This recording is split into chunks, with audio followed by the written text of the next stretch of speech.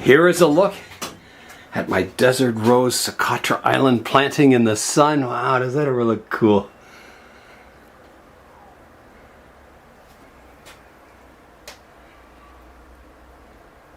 So I gave all the plants a mist today. So I got my spray bottle and I just kind of give some moisture around all the new ones I planted, the moss. So you can like water everything without, drenching it. Get that moss, try and keep it green. Like that, without watering the desert rose. Yeah, so that's it in the sun. It looks quite different. I really like it. And I'm getting used to the dark stand under it. It really makes the pot and the planting stand out. So maybe it's not a bad color for it. Hi everyone, Nigel Saunders here. It is a beautiful sunny day today. And today I'm going to be repotting my Aloe Bonsai, my large one, the one I call Medusa. Here is a look at my Aloe Bonsai. And I mentioned in part 1, A and B of this video, that I wasn't going to change the pot. I was just going to root prune it and put it back in the same pot so I can keep the roots kind of compact and continue that miniaturization of the leaves. They're getting smaller and smaller as this tree becomes container bound. So I was stepping back looking at it, and the idea of this pot was kind of to provide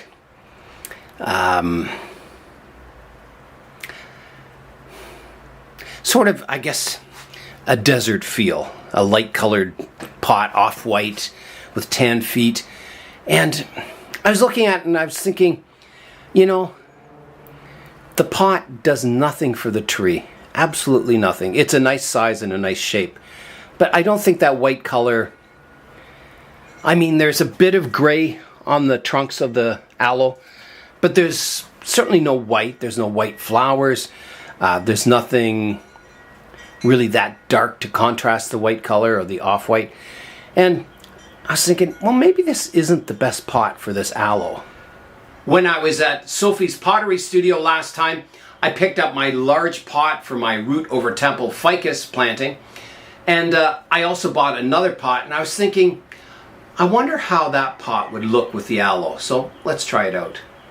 I find when I change pots in a bonsai, I have to be careful that I don't like the new pot just because it makes a tree look different. It's a change of pot, and it's kind of like seeing the tree with fresh eyes. And so I'm going to try the pot out and trying to evaluate the pot based on color, size, shape. So let's try it out now. So here is the pot. And I'm just trying to pick out, maybe that would be the front of it. So here it is, and I don't know how lined up I have it. I'm looking at the pot now. So the color of the pot really matches the trunks of the aloe, that kind of greenish tan color. It's very, very similar to this pot. So that is a good color combination. The curves of the pot, they're soft and curved, which matches the arching leaves of the aloe also. So there's two things going for the pot. The size of the pot, well, let me show you from the top view. Here is a look at the pots from above. So lengthwise, the pot, the round pot here matches the length of the rectangular pot very, very closely. You can see that, width-wise, I've got extra room. It's definitely a larger pot. But not, ridiculously large. So I think the aloe would look really good in this pot. It would certainly put on a growth spurt because, suddenly those roots can grow again. It's not quite as constricted as they are in this pot. So I think it's a good match. I think it's a really good match. If I did put my aloe in this pot by Sophie, it would continue that trend of putting my aloes in ridiculously expensive high-end pots. I have my tiger aloes in a pot by Sarah Rayner. And now I'm thinking of putting this in a pot by Sophie. So I think I'll do it. Before I get started on the aloe repotting, I'll show you my latest purchases from the thrift store. The first item is not from the thrift store. It's a gift from my friend Neil, and it's some rocks. And I'm not sure if these are from the West Coast. They might be. So here they are. So very, very nice rocks.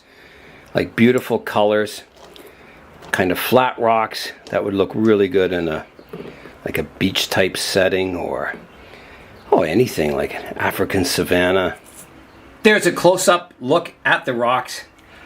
I was putting Neil's stones away and I passed the lithops and I thought, hey, these stones are like the same color as the lithops. So I was thinking maybe expanding my lithop planting here to put stones amongst them so the lithops kind of blend in with the surrounding stones so you can't tell what's rock and what's living plants. I think that would be a cool planting. And I think these stones are like the perfect color for that. I can just imagine a landscape of lithops and these stones. It would look really good. So I think that's what I'll do with the stones. Thanks, Neil, for those stones. They're just wonderful. I love the colors and shapes of them. The next items are actual purchases from the thrift store. I almost need to make the thrift store purchases a regular segment on my videos. The next items came together and they were $4.99. So not a real bargain, but a bargain for what I got. So there's 2 Chinese rocks in here and they're beautiful rocks. Like that one stands up by itself. And the other one, I don't know, more of an angular kind of planting.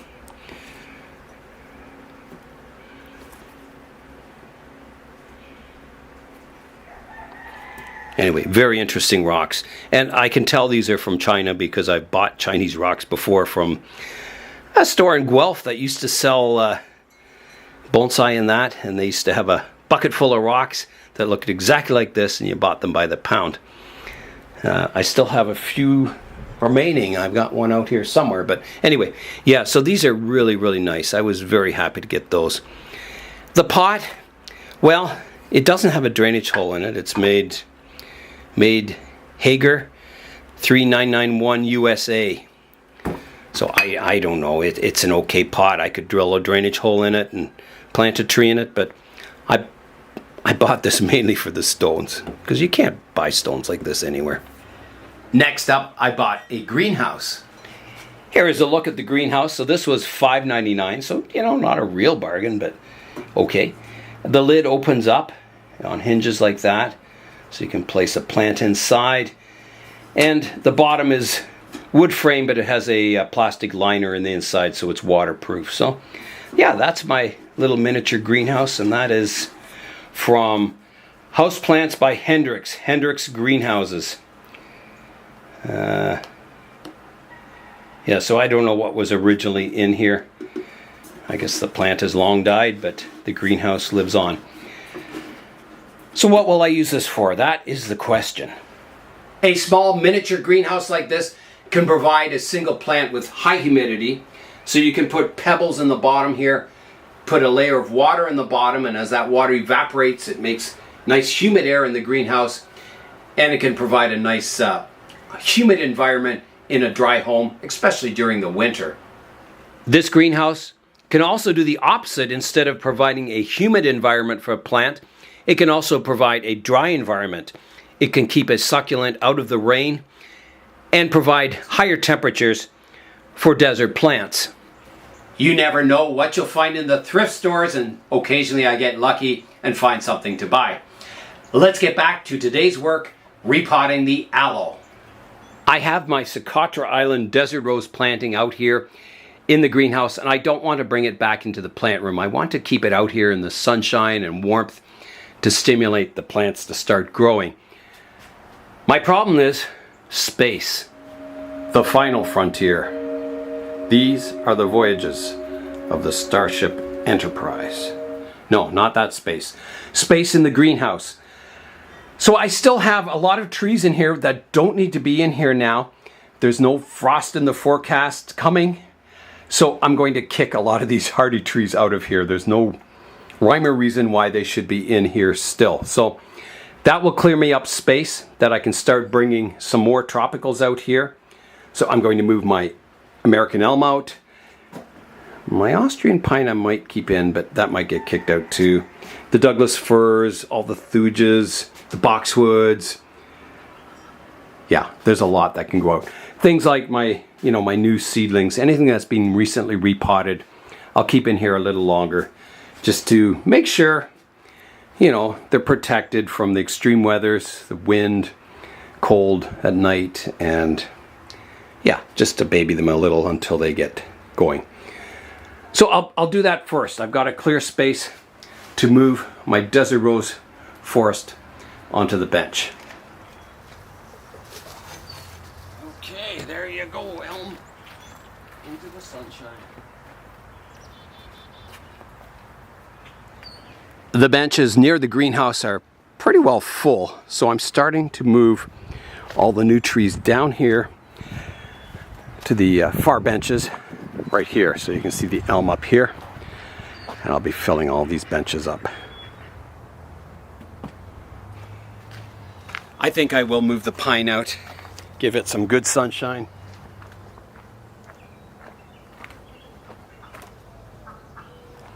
The leaves on the elm here might get sunburned, but I find the ones that get sunburned are the extensions of the new shoots. So it's almost like doing, pruning the growth back, because the end of it may get sunburned and die off, and then it'll resprout new branches. It's similar to getting cold damage. I'll show you some of that. Over here is my mulberry tree, and you can see all the tender tips of the mulberry died off when they got hit with the frost. So all that is, it's exactly the same as like pinching the tips off, because the tips die and then it'll regrow from dormant buds down lower on the branch. So it's no problem. It's a good time of the year. Here's my blue ash tree here, and you can see the tips have died off. The leaves on the tips have died off. It's actually starting to grow again from the tip there. But yeah, it doesn't hurt trees this time of the year to get kind of a bit of damage on the tips, because these leaves have come out, they've provided energy back to the tree, and yeah, everything's good on them.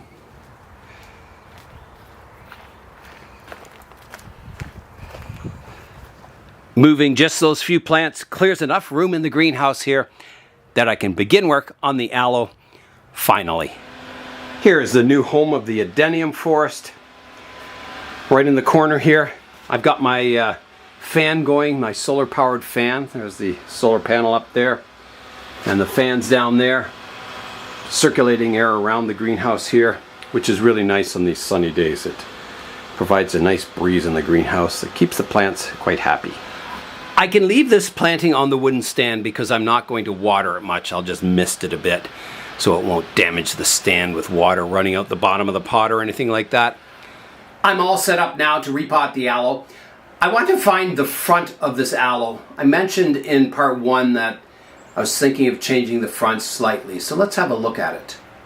Here is the current front of this aloe, and I noticed that if I rotate it counterclockwise a bit, sort of to about this view, that the base looks thicker in this view. The roots flare out a bit more, and the trunks all look good in this view. So if I keep rotating, the base gets narrower in this side view, kind of. Around the back, I don't find the back as nice as the front. Maybe because a lot of these trunk lines are kind of on an angle, whereas the front, they're more upright. And again, in this view, everything kind of gets narrow. So I think somewhere here will be the new front of the aloe. My aloe is already getting quite small leaves, and I can imagine if I move it into full sun, they'll even get smaller. So yeah, I'm expecting good things from this plant in the next few years. I think it's going to keep looking better and better. I'll start by moving my spinning tree bonsai turntable away, so I just will be repotting over top of the tray.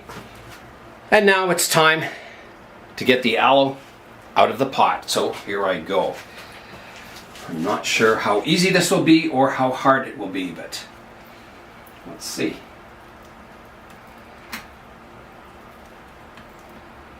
Hard. It's going to be hard. There is a slight lip on this pot which is holding the roots in, so I'm going to have to go around the outside of the pot.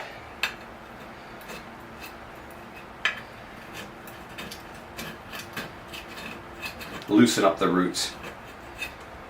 Yeah, it's quite tight in here. Aloes grow a lot of roots.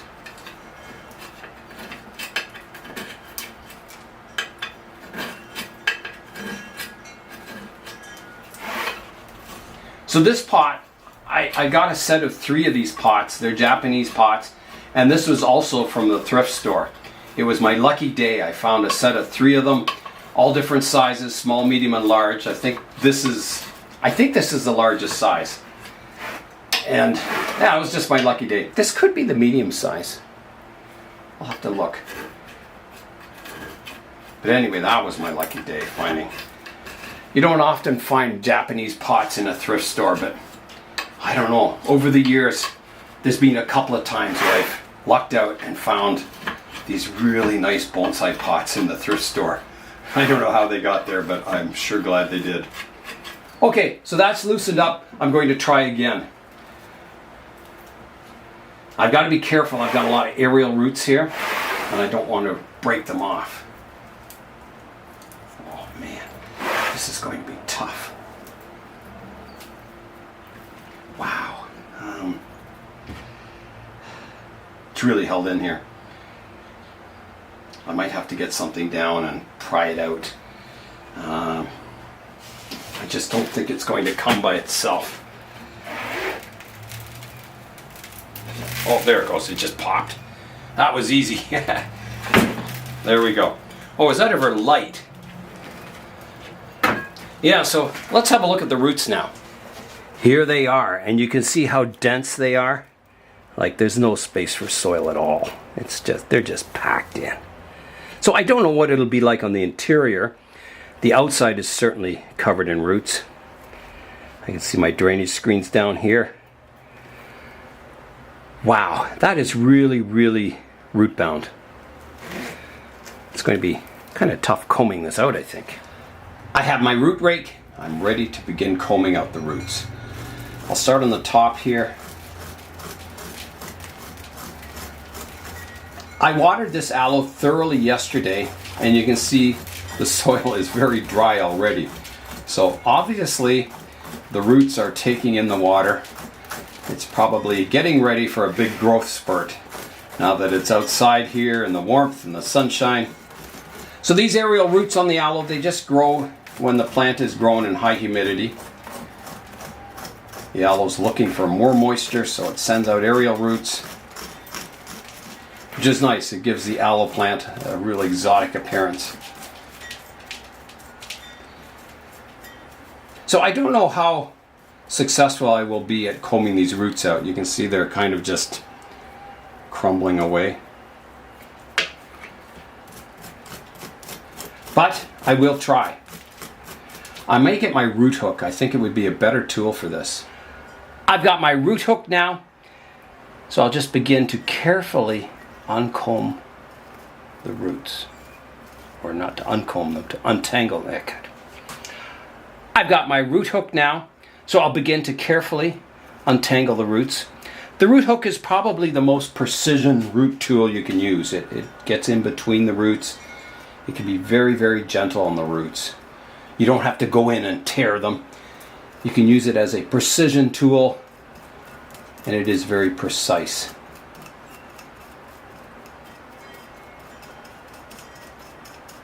My root rake is more for roots that are tough and wiry, ones that you can comb out.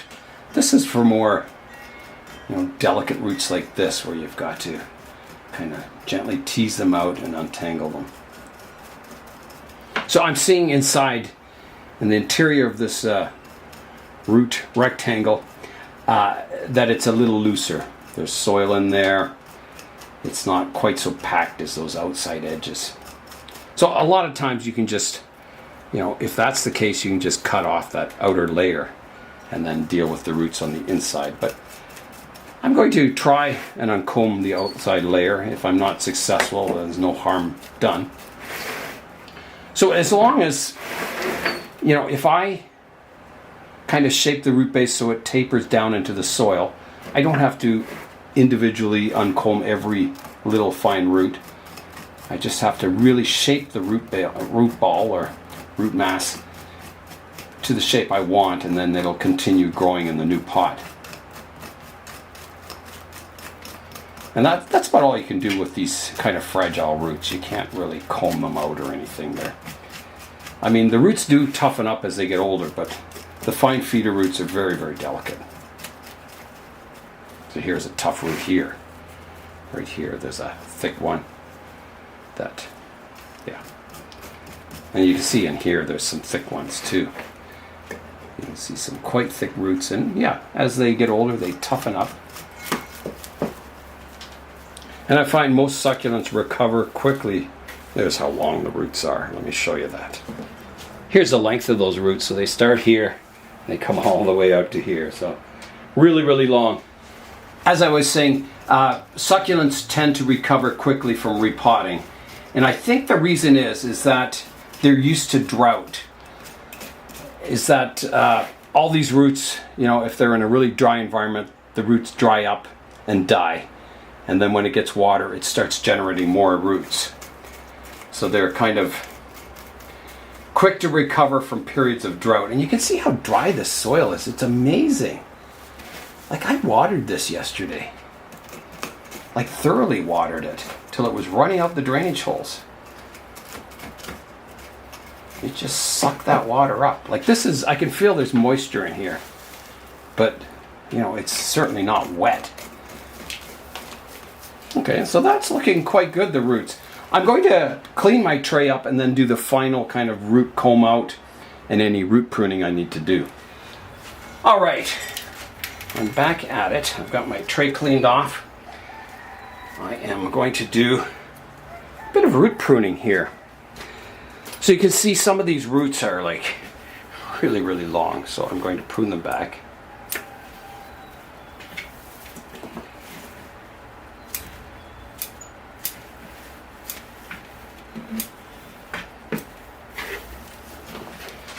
Move the aloe over here.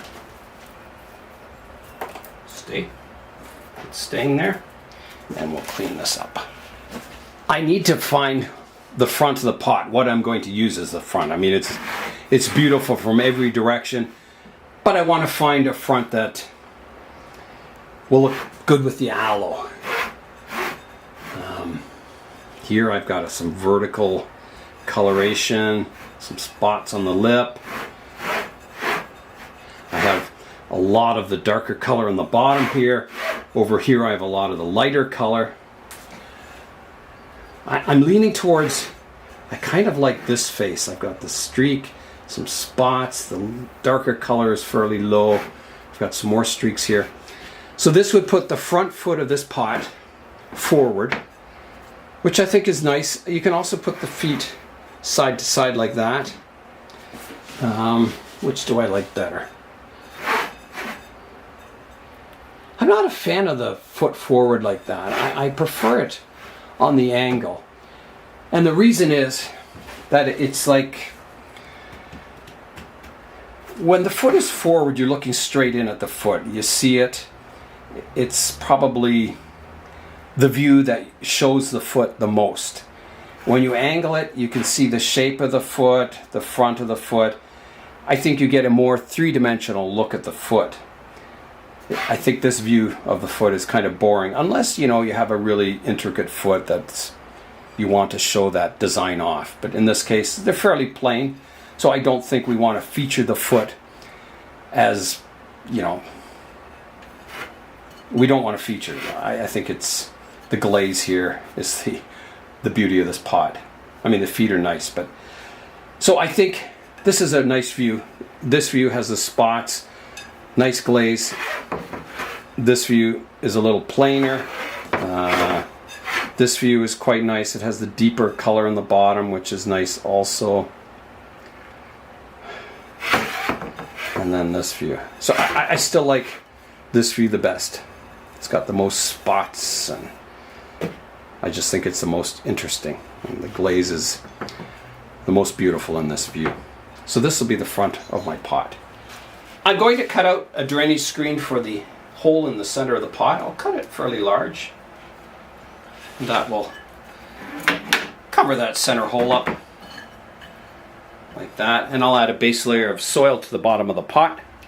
Whenever I'm handling soil, the dust mask goes on. You don't want to breathe in this dust from the soil. It's really bad for your lungs. So, you know, either hold your breath or put a mask on.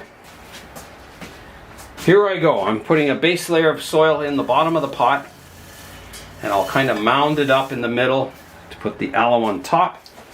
I'm going to try out the height of the tree in the pot now. I have to find the front. It was right here. So I'll make sure I've got the front of the tree matching the front of the pot, which it is, and then I'll kind of twist the tree down to get it to a good height in the pot. I think somewhere there is pretty good. I'll show you a view of that. Here's a view of the tree in the pot. So I've offset the tree to the left-hand side a bit because it has a nice root flow going down this way. That height is looking pretty good in the pot. You know, I could squeeze it down a bit further, but I think it's pretty good. I've got some roots overhanging the pot here.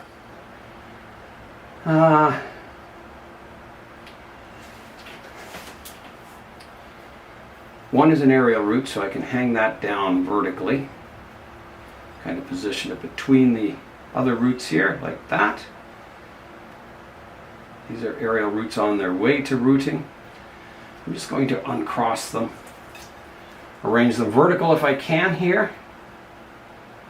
These aerial roots are quite tough on these aloes, which is nice. You can rearrange them. That's looking good. Here's another root. So these roots, I think I'll cut them off shorter. I don't want them circling around in the pot, so they'll get cut off.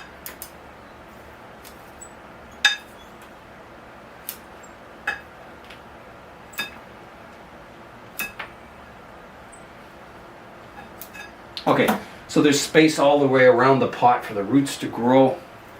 I'm really happy with the new pot and aloe combination. I think it's a match made in heaven. So I'm going to fill in the rest of the soil now, get the tree planted, give it a water, and then let it recover.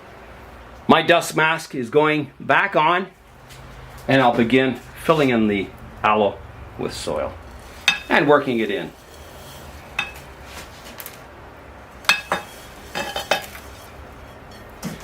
And I have to make sure my planting angle is correct.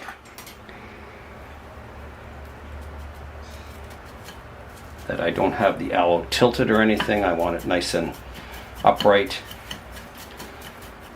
I didn't expect to be using this pot quite this quickly, but when I was repotting the aloe, I thought, yeah, that's going to be a good combination. And I think it is. It is time to water the aloe now. Now, some succulents, like if you've done a lot of root work, you want to let those roots heal, callus over before you water. But I found in these aloes, you can water them right away and it doesn't affect them at all. They have enough roots in this soil here that it'll use the water. It won't sit in wet soil for days. It'll take up that water and continue growing almost right away. So here I go with the water.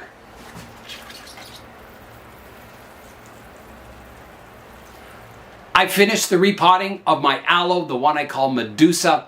So let's do an SNC fly-in now and have a look at the tree.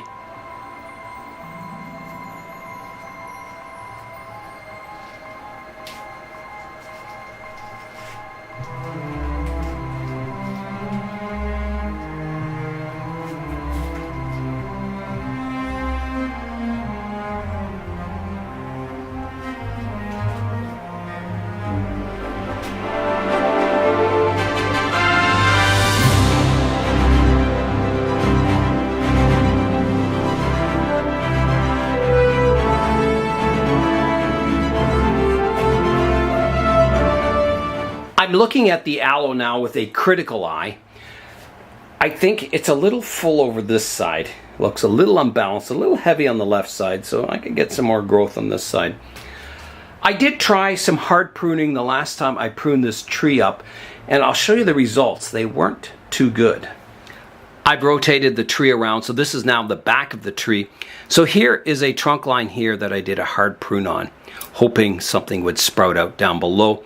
And what happened is the trunk line died back to this point. Now there is some bumps on this point, and the trunk is alive up until then. So I'm expecting, there's a bump on the inside, and a lump here. I'm expecting some growth to come on this trunk. I don't think I've totally killed the trunk off, but it certainly didn't like branch out up near the cut point or anything like that. So as I suspected, hard pruning is not a technique you can use on these aloes. You need to wait for pups to form on the branches or on the trunks, and then once the pup is formed, you can prune that trunk line back to that pup, but not until. So over here you can see there is a pup on this trunk line, so I could prune this trunk line back to that pup, and that would thicken up and take over as the leader, kind of spreading it out more. So it's just a matter of being patient with these aloes. If you expose these trunks to the sun, they generally form pups on them or branches, and then you can prune back to them. But you can't do a hard prune because this is the results. You'll just get dieback. I'm back looking at the aloe with a critical eye. So because I've repotted it and there's lots of room in the pot for root growth, I'm expecting a big growth surge on this aloe. This summer it's going to grow like crazy. Because, you know, the roots have lots of room to fill the pot up, it's going to gain vigor. And then slowly over the years it'll fill the pot with roots, and the growth will slow down, the leaf size will go down, and it'll go back to more of a bonsai version of an aloe. So yeah, I think, you know, this summer it'll be just a period of growth for it, vigor, and hopefully, you know, I get lots of aerial roots and back budding on the trunk so I can prune it down even more compact. I don't want this to get out of hand growing really, really tall. I want to keep using bonsai techniques on it to keep those trunks as low as I can, generating more and more branching and pups down below, so I can slowly increase that trunk thickness and aerial roots over the years and make it into something really special. My aloe has a lot of yellow and brown tips to some of the leaves, so once the tree is recovered from the repotting and it's growing with lots of vigor, I'll go in and I'll prune out all those not so good looking leaves to kind of make it look a little more green. So that is all the work for today on my aloe, and it's the end of this aloe repotting series. I'm Nigel Saunders. Thanks for joining me in the Bonsai Zone.